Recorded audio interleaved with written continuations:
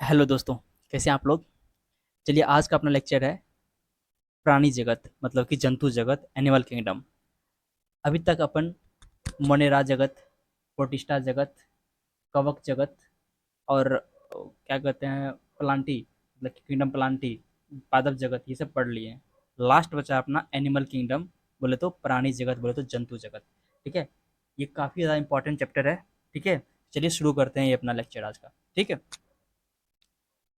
तो हम बात करते हैं यहाँ पे एनिमल किंगडम का। इसका बात करेंगे हम यहाँ पे एनिमल किंगडम का बात करेंगे। तो एनिमल किंगडम को हम बोलते हैं हिंदी में प्राणी जगत या जंतु जगत। इसको हम जंतु जगत ही बोलते हैं। क्या बोलते हैं इसको? हम जंतु जगत ही बोलते हैं। प्राणी जगत बोलिए या जंतु जगत बोलिए, बात एक ही है। ठीक है, और इसका मौलिक मेन फंडामेंटल विशेषता करेक्टर क्या क्या है एनिमल किंगडम का, वो हम देख लेते हैं। ठीक है, पहली बात, इसका अगर हम कोशिकीय व्यवस्था, ठीक है, जैसे कि कुछ आधार है उसकी विशेष, जैसे कि कोशिकीय व्यवस्था, शरीर की सम्मिति मतलब कि इसका सिमिट्री कैसा है, शरीर को किस तरह से उसका हम विभाजित कर सकते हैं, किस तरह से। ठीक है, परगुहा की उपस्थिति, ठीक है, अनुपस्थिति, पाचन परिसंचरण तंत्र कैसा है इसका, और प्रजनन का प्रणाली कैसा है। ठीक है, उसका विशिष्ट विशेषता के आधार पर वर्गीकृत किया गया है इसको। ठीक है, पहले अगर हम बात करते हैं इसमें हम, ठीक है, पहले अगर हम बात करते हैं तो पहला यहाँ पे कोशिकीय संगठन का स्तर। तो इसका जो है ढीले समूह के रूप में व्यवस्थित कोशिका, जैसे कि पॉलीफेरा में मौजूद होता है। अगर हम बात करते हैं इसके शरीर का जो कोशिकीय व्यवस्था है ना, तो कोशिकीय व्यवस्था के संगठन के आधार पर, कोशिका संगठन के आधार पे, तो कोशिका जो ढीले समूहों में, कोशिका ग्रुप में होगा और वो ढीला होगा, ठीक है, लूजली अरेंज्ड होगा, वो होता है आपको पॉलीफेरा मतलब कि स्पॉन्ज में। ठीक है, तो अभी हम उसे पढ़ेंगे, आगे चल के पढ़ेंगे कि एनिमल किंगडम को आगे हम ग्रुप में मतलब कि फाइलम में आगे हम क्या किए हैं, अलग समूहों में बांटे हैं, जैसे कि Porifera, Coelenterata, Ctenophora, Platyhelminthes, Aschelminthes, Annelida, Arthropoda, Mollusca, Echinodermata, Hemichordata, कोडाटा। ठीक है, हम अपन पढ़ेंगे ऐसे करके, एक एक करके पढ़ेंगे। उसमें जो अपना पहला पॉलीफेरा है ना, पॉलीफेरा, तो पॉलीफेरा का जो कोशिकीय संगठन होता है, इसका जो बॉडी का संरचना होता है ना, ये कोशिकीय संगठन का स्तर जो है ये ढीले समूहों के रूप में व्यवस्थित होता है, कोशिका होता है। ठीक है, उसके बाद कहते हैं उत्तक स्तर पर संगठन, मतलब कि कोशिका उत्तक बना लिया। उत्तक के स्तर पर संगठन जो होता है, सामान्य कार्य करने वाली कोशिका का उत्तक बनती है। ठीक है, जो कि सिलेंट्रेटा में आता है। कहाँ पे आता है? सिलेंट्राटा, यहाँ पे सिलेंट्राटा आएगा। सिलेंट्रेट्स में आएगा, ये मौजूद होता है सिलेंट्रेट में। पॉलीफेरा के बाद सिलेंट्राटा था सिलेंट्रेट में। ठीक है, यहाँ पे स्पेलिंग थोड़ा मिस्टेक है, सिलेंट्रेट होगा यहाँ पे। उसके बाद बात करते हैं यहाँ पे संगठन का, संगठन अंग स्तर का बात करते हैं। तो अंग स्तर का संगठन जो होता है वो होता है आपको, यहाँ पे क्या होता है, उत्तक एक समूह में समूहीकृत होकर एक अंग बनाते हैं। पहले तो बताइए, सेल, सेल से क्या बनता है? सेल से बनता है टिश्यू। क्या बनता है? टिश्यू। ठीक है, टिश्यू, टिश्यू से बनता है ऑर्गन। क्या बनता है? ऑर्गन। और ऑर्गन से बनता है ऑर्गन सिस्टम। ऑर्गन सिस्टम बनता है, ये तो पता है ना, ऑर्गन से ऑर्गन सिस्टम बनता है। तो सेल की कोशिकीय लेवल पे पॉलीफेरा था, फिर यहाँ पे सिलेंट्राटा आ गया। ठीक है, सिलेंट्राटा, सिलेंट्राटा। ठीक है, पॉलीफेरा के यहाँ पॉलीफेरा था, पॉलीफेरा, पॉलीफेरा, सिलेंट्राटा, फिर टिनोफोरा, प्लेटीहेल्मिन्थीस, इसके में से आगे चलते हैं अपन। उसका संगठन का स्तर अगर बात करते हैं अंग स्तर का, अंग मतलब कि ऑर्गन, ऑर्गन को अंग बोलते हैं। क्या हो गया? अंग, ऑर्गन को बोलते हैं अंग। और इसको बोलते हैं उत्तक, टिश्यू को उत्तक बोलते हैं, सेल को कोशिका बोलते हैं। तो अंग स्तर पर उत्तक एक साथ समूहीकृत होकर एक अंग बनाते हैं जो विशेष कार्य करता है, जैसे कि प्लेटी हेलमिन्थीज में अंग स्तर पे कहाँ शुरू होता है? प्लेटी हेलमिन्थीज से शुरू होता है अंग स्तर पे, ध्यान रखना इसको आप।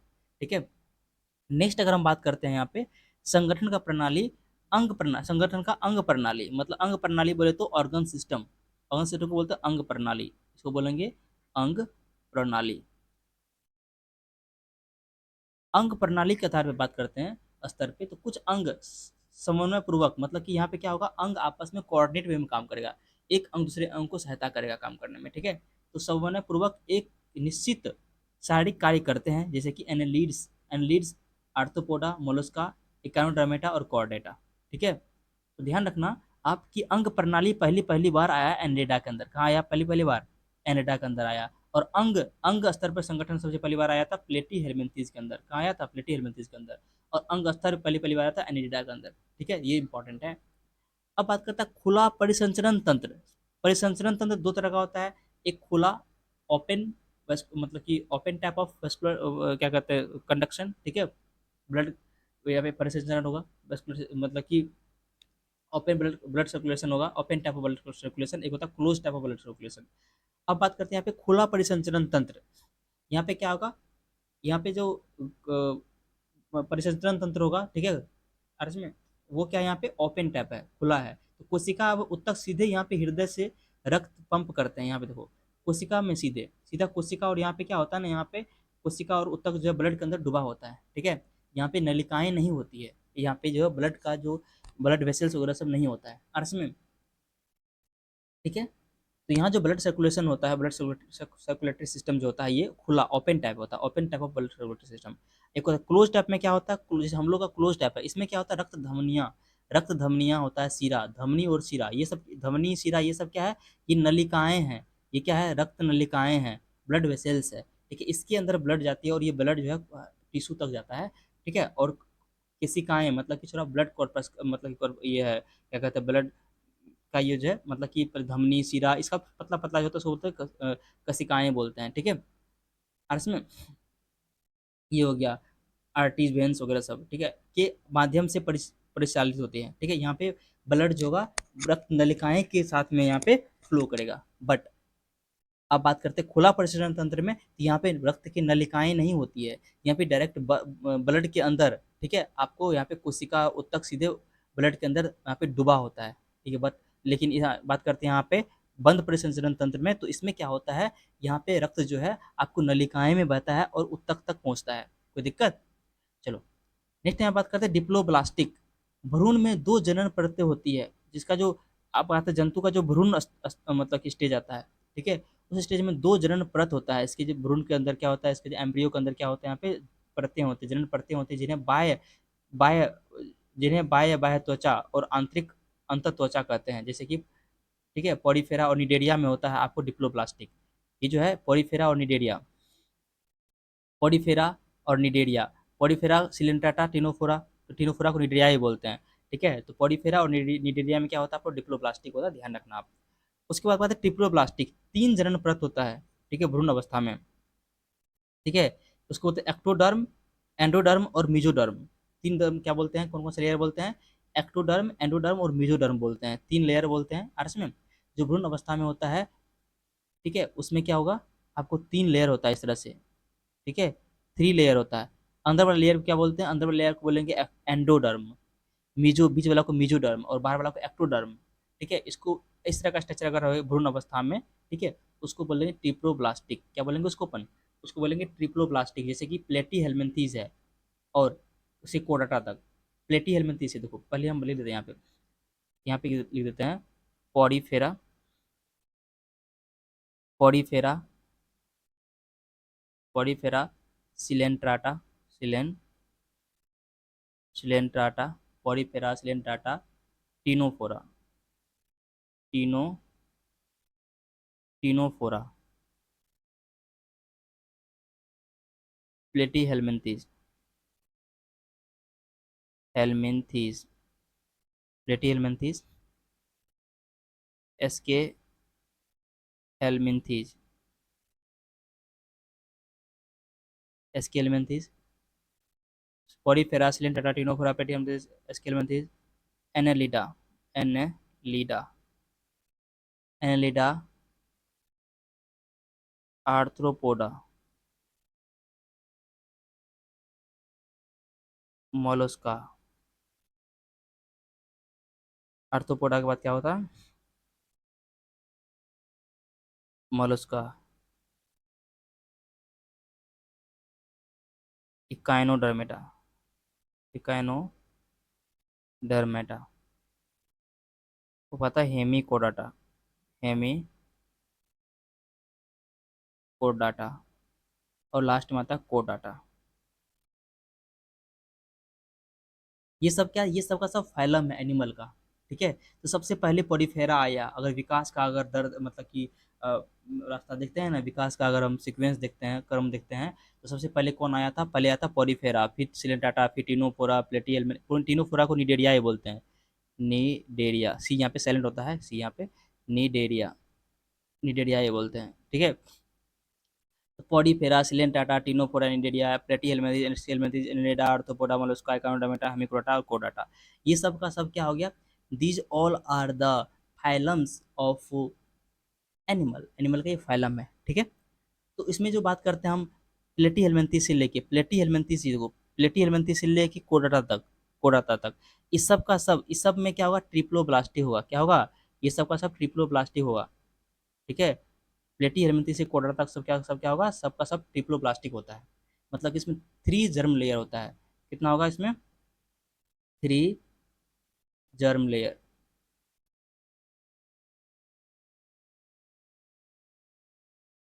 यहाँ पे 3 जर्म लेयर होता है उसके भ्रूण अवस्था में, और इसमें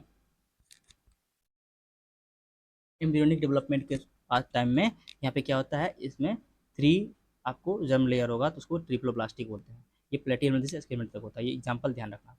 उसके बाद सममिति का बात करते हैं, ठीक है। अब इसको मिटा देते हैं हम यहाँ पे, इसको आप नोट कर ले, ठीक है। नेक्स्ट बात करते हैं यहाँ पे सममिति का, ठीक है।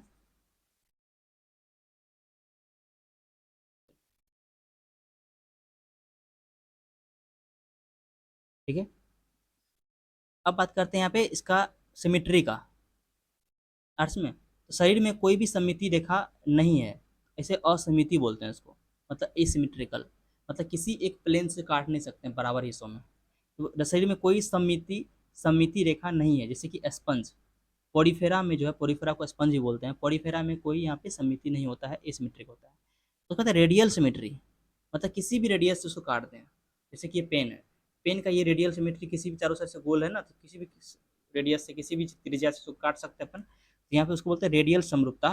केंद्र से गुजरने वाली कोई भी समतल शरीर को 2 सममिति हिस्सा में, 2 बराबर हिस्सों में क्या करेगा? उसको विभाजित कर सकता है, जैसे कि सिलेंट्राटा और मतलब कि सिनेटोफोरस, ठीक है। सिलेंट्राटा और टिनोफोरा होगा यहाँ पे, ठीक है, टिनोफोरा, सिलेंडरा और टिनोफोरा जो है, ये दोनों जो है आपको क्या हो गया? आपको रेडियल सिमेट्री, क्या हो गया? Radial symmetry. नेक्स्ट यहाँ पे क्या है? द्विपक्षीय, मतलब कि बायलेटरल सिमेट्री, द्विपक्षीय समरूपता, बायलेटरल सिमेट्री मतलब 2 भागों, जैसे हम लोग बायलेटरल सिमेट्री, बीच में एकदम बायलेटरल सिमेट्री। एक समतल शरीर को समिति बाएं और दाएं हिस्सों में विभाजित करता है, उदाहरण के लिए एनेडा, आर्थ्रोपोडा आदि, एनेडा के आगे सब, ठीक है। इकोनोडर्म्स अपने जीवन में विभिन्न चरणों में रेडियल तथा साथ साथ द्विपक्षीय समरूपता भी प्रदर्शित करते हैं, ये बहुत ही इंपॉर्टेंट है, ध्यान रखना आप कि ये चीज, इकोनोडर्मेटा अगर एडल्ट है, एडल्ट स्टेज में, एडल्ट स्टेज में जो होगा रेडियल, क्या होगा? Radial symmetry. बट अगर ये लार्वा स्टेज में होता है, इकोनोडर्मेटा दो, इसके जीवन काल में 2 स्टेज होता है, 2 चरण होता है। एक होता है एडल्ट स्टेज, जब मैच्योर होगा, एडल्ट होगा। एक होता है आपका लार्वा स्टेज। लार्वा स्टेज में क्या होता है? इसमें इकोनोडर्मेटा में लार्वा स्टेज में क्या होता है? Bilateral symmetry, bilateral symmetry, bilateral symmetry होता है किसमें? इकोनोडर्मेटा में। तो बहुत इंपॉर्टेंट है ये बात कि इकोनोडर्मेटा का जो, इकोनोडर्मेटा का जो एडल्ट स्टेज होता है, एडल्ट एडल्ट जब एकोनोडर्मेटा तो बड़ा हो जाएगा, एडल्ट हो जाएगा, उस केस में ये रेडियल सिमेट्री शो करता है। और एकोनोडर्मेटा जब लार्वा स्टेज में होता है, लार्वा स्टेज में, उस केस में ये बायलेटरल सिमेट्री शो करता है, ये इंपॉर्टेंट है। तो इसीलिए बोलता है यहाँ पे इकोनोडर्मेट्स जो है, इकोनोडर्म्स जो है अपने जीवन काल में विभिन्न चरणों में रेडियल के साथ साथ द्विपक्षीय समरूपता प्रदर्शित करते हैं। नेक्स्ट है शरीर का, शरीर की दीवार और आंत की दीवार के बीच में गहरी गुहा, जो मेजोडर्म द्वारा, ठीक है, पंक्तिबद्ध होती है, ठीक है, उसको सिलोम कहते हैं, उसको कोइलोम नहीं, सिलोम कहते हैं, गलत लिखा, सिलोम, इसको हम सिलोम कहते हैं, सिलोम कहा जाता है, ठीक है। अब देखो, अब ये सिलोम है या सिलोम नहीं है, मतलब कि आपका जो बॉडी वॉल है, ठीक है, और आपका जो गट है, उन दोनों के बीच में क्या होता है? स्पेस होता है, उसको बोलते हैं सिलोम, ठीक है। मतलब शरीर का जो दीवार है, मतलब बॉडी का जो वॉल है, शरीर का जो दीवार है, ठीक है। और आंत का जो दीवार है, हमारा जो इंटेस्टाइन आंत है, गट्स है, जिसमें खाना खाते हैं ना अपन, आंत में जहाँ जाते हैं खाना, तो आंत का दीवार इन दोनों के बीच में, जैसे मान लो ये आंत का, ये हो गया आंत, ठीक है, और ये हो गया बॉडी का वॉल, बॉडी का दीवार, इन दोनों के बीच में जो ये स्पेस है ना, ये स्पेस, इसको बोलेंगे सीलोम। क्या बोलेंगे इसको? ये बोलेंगे सीलोम। ठीक है। अब देखो, अगर ये सीलोम है, सिलोमेट, अगर नहीं है तो एसिलोमेट। तो एसिलोमेट में सिलोम नहीं होगा। ये जो गट है ना, ये गट इंटेस्टाइन, मुंह तो माउथ से लेके मुंह को विकास लेके एनस तक, गट ये गट और ये बॉडी वॉल हो गया, ये गट हो गया, जी फॉर गट और बी फॉर बॉडी वॉल। ये जो बॉडी और गट के बीच में जो स्पेस है, इसको स्पेस को बोलेंगे, ये जो स्पेस है ये, इस स्पेस को हम बोलेंगे कि हम सिलोम। अर्थ में सिलोम अगर नहीं है तो एसिलोमेट, अगर सिलोम है तो सिलोमेट, और एक होता है सीडोसिलोमेट, आगे होता है, समझते हैं अभी। एसिलो में शरीर में गुहा अनुपस्थित होता है, जैसे कि प्लेटी हेलमिंथीज, ध्यान रखना बहुत इंपॉर्टेंट। प्लेटी हेलमिंथीज क्या होता है, आपको ध्यान रखना। प्लेटी हेलमिंथीज क्या होता है, प्लेटी हेलमिंथी केस में प्लेटी हेलमिंथीज क्या होता है, ये आपको एसिलोमेट होता है। क्या होता है ये? एसिलोमेट होता है। ये इंपॉर्टेंट ध्यान रखना। अब सीडोसिलोमेट मेजोडर्म, मेजोडर्म बिखरे हुए थैले के रूप में मौजूद होता है यहाँ पे।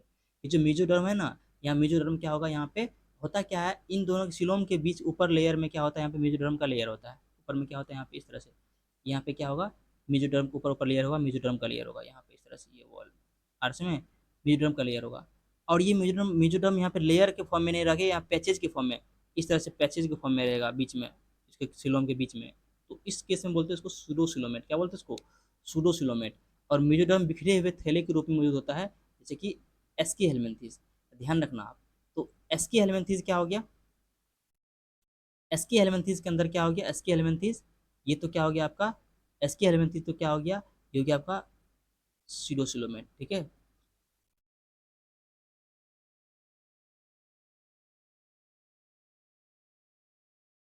एसके हेलमिंथीज सूडोसिलोमेट हो गया।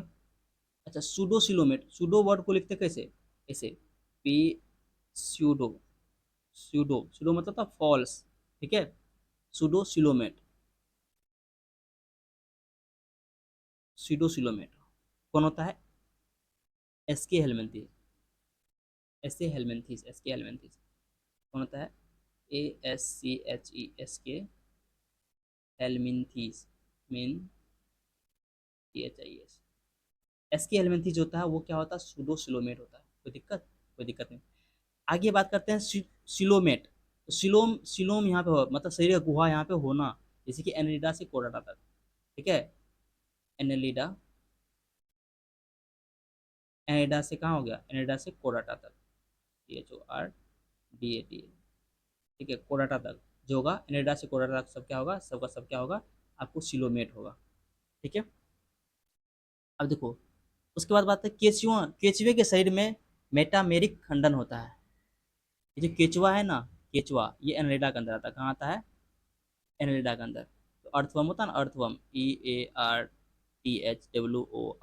अर्थवर्म को हम बोलते हैं केचुआ। और ये आता है एनेलिडा के अंदर। किस में आता है? एनेलिडा, एनेलिडा के अंदर आता है। ठीक है। और केचुआ के शरीर पे क्या होता है, मेटामेरिक खंडन होता है। आप जब केचुए को गौर से देखो तो केचुआ ऐसे होता है, इसमें इस तरह से केचुआ होता है।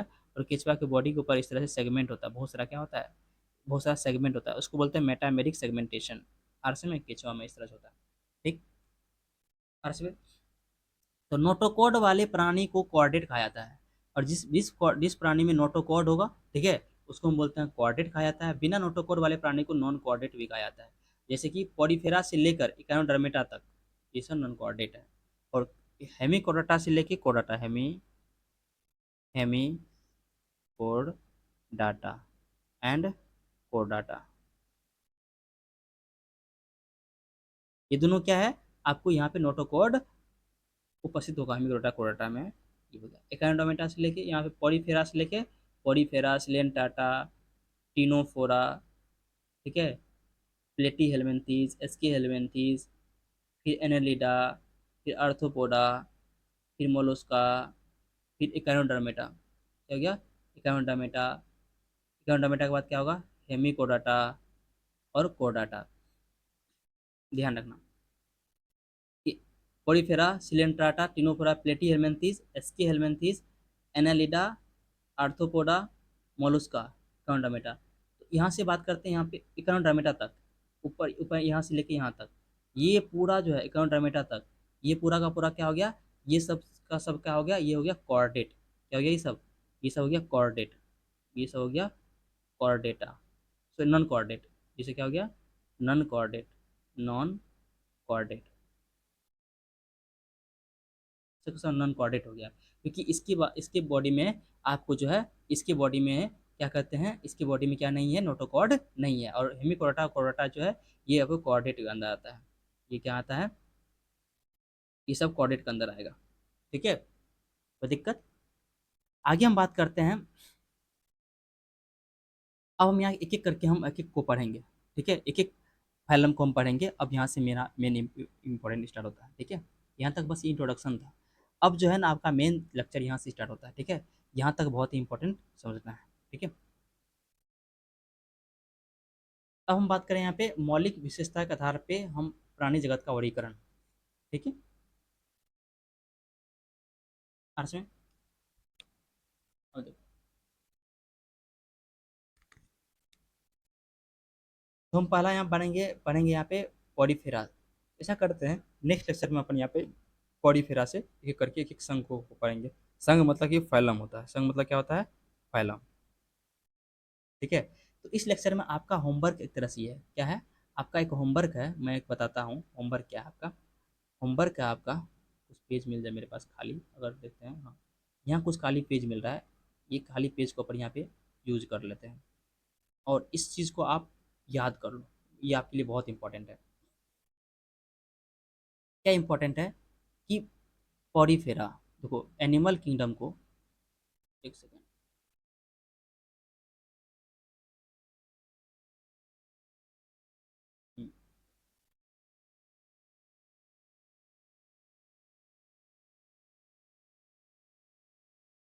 एनिमल किंगडम को हम अलग यहाँ पे जो है फाइलम में ये करते हैं। कौन कौन सा फाइलम है, तो फाइलम में हम बात करेंगे यहाँ पे।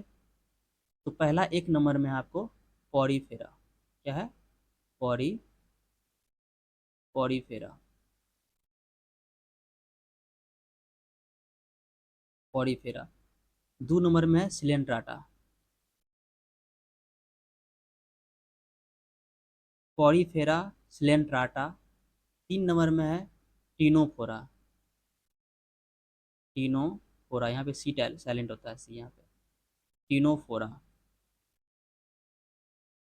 पॉरीफेरा सिलेंट्राटा टीनोफोरा, प्लेटी हेलमिंथीज, प्लेटी हेलमिंथीज, प्लेटी helminths, ASCHESK, helminths, SK helminths. ठीक है, पॉरीफेरा सिलेंट्राटा टीनोफोरा, प्लेटी हेलमिंथीज, एनालिडा, एनालिडा। उसके बाद है यहाँ पे एनालिडा के बाद आर्थ्रोपोडा,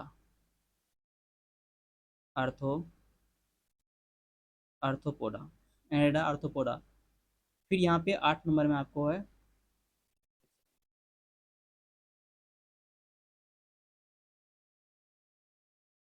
8 नंबर में यहाँ पे आपको एनालिडा आर्थ्रोपोडा मोलस्का,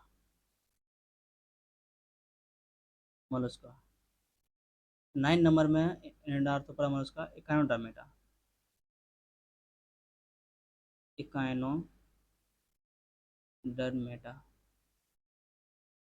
और 10 नंबर में इकानोडर्मेटा हेमिकॉर्डाटा।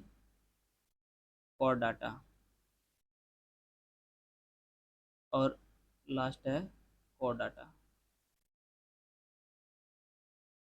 ठीक है, तो Porifera Coelenterata Ctenophora Platyhelminthes Aschelminthes Annelida Arthropoda Mollusca Echinodermata Hemichordata Chordata, ये का सब आपको ध्यान रखना है। ठीक है, ये सब का सब क्या फाइलम है, इस फाइलम को याद रखना पड़ेगा आपको। ठीक है, एकदम एकदम आपको याद होना चाहिए, एकदम सिंपल में। Porifera Coelenterata Ctenophora Platyhelminthes Aschelminthes, Aschelminthes Annelida Arthropoda Mollusca Echinodermata, Hemichordata, कोडाटा, ऐसे करके 1 2 3 4 5 6 7 8 9 10 11 ऐसे करके आपको याद रखना पड़ेगा। इसमें क्या होगा ना, आपको पूछता है कौन सा कैरेक्टर किसका है, किसमें कौन सा कैरेक्टर पाया जाता है, तो ये इंपॉर्टेंट। ऐसे आपको जब तक ये सीक्वेंस याद नहीं रहेगा आपको, तो बहुत दिक्कत होगा इस चैप्टर को समझने में। तो सीक्वेंस याद रहना चाहिए आपको। Porifera, Coelenterata, Ctenophora, Platyhelminthes, Aschelminthes, Annelida, Arthropoda, Mollusca, Echinodermata, Hemichordata, कोडाटा। हम क्या करेंगे इसी भी लेक्चर में हम शॉर्ट्स में, शॉर्ट वीडियो में हम डाल देंगे इसका ट्रिक। ठीक है, कैसे याद रखेंगे आप वहाँ से भी देख सकते हो। ठीक है, ये हो गया, ये इंपॉर्टेंट है। ठीक है, इतना आप याद करके रखो। नेक्स्ट लेक्चर में अपन यहाँ पे एक एक करके हम पॉलीफेरा फाइलम पढ़ेंगे, फिर सिलेंडर डाटा, सबका एक एक करके पढ़ेंगे, सबका कैरेक्टर को एक एक करके पढ़ेंगे। ठीक है, ये काफ़ी इंपॉर्टेंट है। ठीक है, thank you guys, thank you for watching and listening. Please like share and subscribe the video. ठीक है, ताकि हमें भी क्या मिले, हिम्मत मिले थोड़ा आगे का वीडियो बनाने में। ठीक है, थैंक यू फॉर वॉचिंग है।